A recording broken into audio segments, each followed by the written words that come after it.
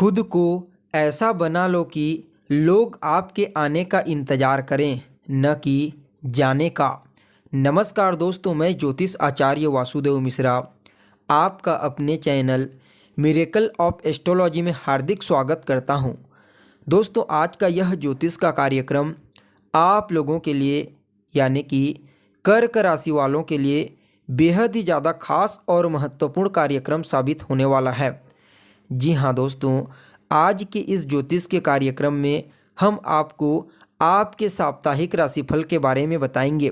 जी हाँ, नया साल 2024 का पहला महीना जनवरी महीने का जो दूसरा सप्ताह है ना, यानी कि 8 जनवरी से लेकर के 14 जनवरी 2024 तक का समय आप लोगों के लिए यह 7 दिन का समय किस प्रकार से रहने वाला है।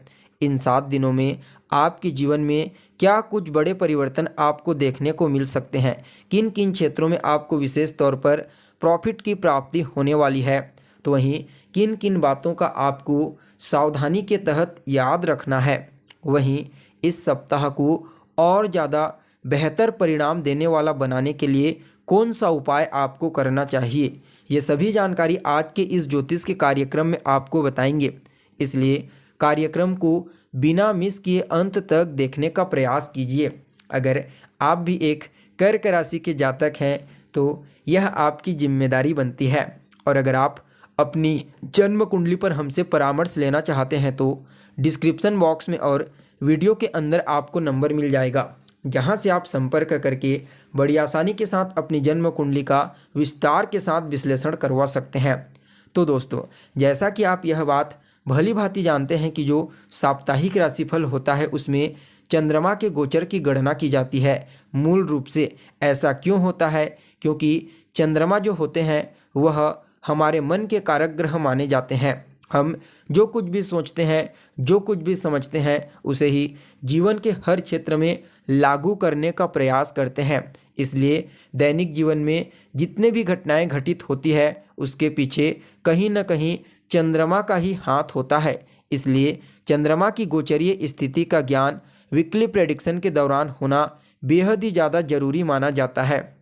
तो ऐसे में दोस्तों, अगर इस सप्ताह चंद्रमा की गोचरीय स्थिति के बारे में चर्चा की जाए तो सप्ताह के शुरुआत में ही यानी कि 8 और 9 जनवरी को चंद्रमा का गोचर वृश्चिक राशि के ऊपर होगा।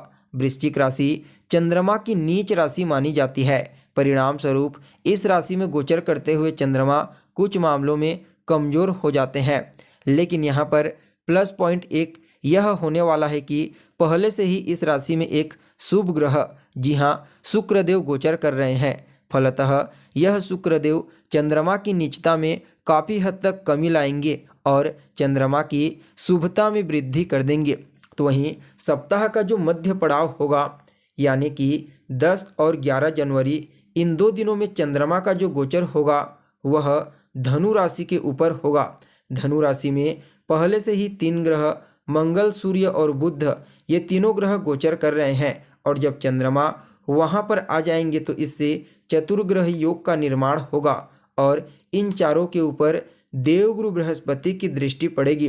परिणाम स्वरूप यह समय आपके लिए अद्भुत परिणाम देने वाला साबित होगा। तो वहीं दोस्तों, सप्ताह का जो मध्य पड़ाव होगा यानी कि 12 और 13 जनवरी, इन 2 दिनों में चंद्रमा का गोचर मकर राशि के ऊपर होगा।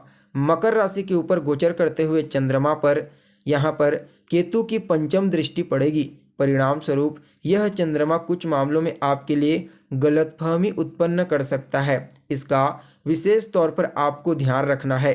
जी हाँ, इस समय कोई भी डिसीजन लेने से पहले आपको हर पहलू का अच्छे से निरीक्षण कर लेना चाहिए। तो वहीं सप्ताह के आखिरी दिन जो होगा यानी कि 14 जनवरी का दिन, 14 जनवरी को चंद्रमा कुंभ राशि के ऊपर गोचर करेंगे। चंद्रमा कुंभ राशि के ऊपर गोचर करते हुए शनि के साथ युति संबंध बनाएंगे।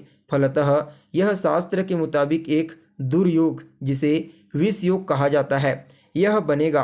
परिणाम स्वरूप यह भी आपके लिए कुछ मामलों में टेंशन और तनाव देने का कार्य करेगा। मूल रूप से देखा जाए तो आप लोगों के लिए यानी कि कर्क राशि वालों के लिए शुरू में चंद्रमा यानी कि 8 और 9 तारीख को आपकी कुंडली के पंचम भाव में गोचर करेंगे। पंचम भाव में शुक्र के साथ युति बना करके गोचर करेंगे। परिणाम स्वरूप कुछ मामलों में काफ़ी हद तक बेहतरीन फल आपको प्रदान करेंगे।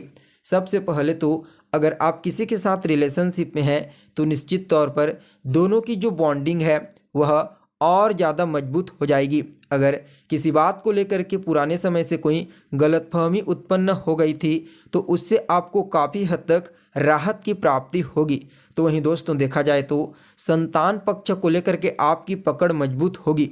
जी हाँ, इस समय संतान के साथ आपका तालमेल बेहतर होगा। संतान आपकी बात मानेगा। संतान कुछ बड़ी खबर आपको सुना सकता है जिससे आपके मन में प्रसन्नता की भावना देखने को मिलेगी। कहीं ना कहीं यह समय उन विद्यार्थियों के लिए भी काफ़ी बेहतर साबित होगा जो किसी प्रतियोगी परीक्षा कंपटीशन एग्जाम की तैयारी कर रहे हैं। वहीं लाभ भाव पर दृष्टि पड़ेगी। परिणाम स्वरूप यह आपके जीवन में एक नहीं बल्कि लाभ के अनेक रास्ते खोल देंगे, क्योंकि यहाँ पर शुक्र और चंद्रमा दोनों की मिश्रित दृष्टि आपके लाभ भाव पर पड़ेगी। तो वहीं आपकी इच्छाओं को, जी हाँ, अगर आपकी कोई ऐसी इच्छा है जो लंबे समय से पूरी नहीं हो पा रही है तो समझ जाइए वह इच्छा इस समय पूरी हो जाएगी। बस थोड़ा सा आपको मेहनत करना है, एफर्ट लगाना है, बाकी आपके मन मुताबिक कार्य होते चले जाएंगे। तो वहीं दोस्तों सप्ताह के मध्य पड़ाव यानी कि यहाँ पर 10 और 11 तारीख को चंद्रमा का गोचर आपकी कुंडली के छठे स्थान में होगा। यहाँ पर केतु की पंचम दृष्टि पड़ेगी। परिणाम स्वरूप इस समय आपको अपने खान पान और रहन सहन पर ध्यान देना है, अन्यथा सेहत से संबंधित समस्या हो सकती है। सर्दी खांसी जुकाम इनसे जितना ज़्यादा हो सके बचना है तो अपने खान पान पर नियंत्रण रखिए। तो वहीं अगर आपने किसी से कोई कर्जा या फिर लोन ले रखा हुआ है तो वह थोड़ा बहुत आपको इस समय डिस्टर्ब कर सकता है। देखा जाए तो जो विद्यार्थी प्रतियोगी परीक्षा दिलाने वाले हैं उनको थोड़ा ज़्यादा ही एफर्ट करने की आवश्यकता पड़ेगी। वहीं मामा पक्ष के साथ भी तालमेल खराब ना हो, इस बात का विशेष रूप से आप ध्यान रखिए। हालांकि 12वें भाव पर पॉजिटिव प्रभाव रहेगा। परिणाम स्वरूप जो जातक विदेश जाना चाहते हैं, चाहे शिक्षा ग्रहण करने के लिए हो या फिर विदेश में किसी भी प्रकार से कोई काम धंधा करने के लिए जाना चाहते हैं, तो निश्चित तौर पर उन्हें कुछ नए अवसर की प्राप्ति होगी। निवेश के मामले में भी समय को काफ़ी अनुकूल कहा जा सकता है। जी हाँ, लॉटरी, सट्टा, शेयर इन क्षेत्रों में अगर आप निवेश करना चाहते हैं तो आप कर सकते हैं। आपको लाभ की प्राप्ति होने का योग बना हुआ है, लेकिन इसके लिए आपकी कुंडली में भी ग्रहों की स्थिति का बलवान होना बेहद ही आवश्यक है।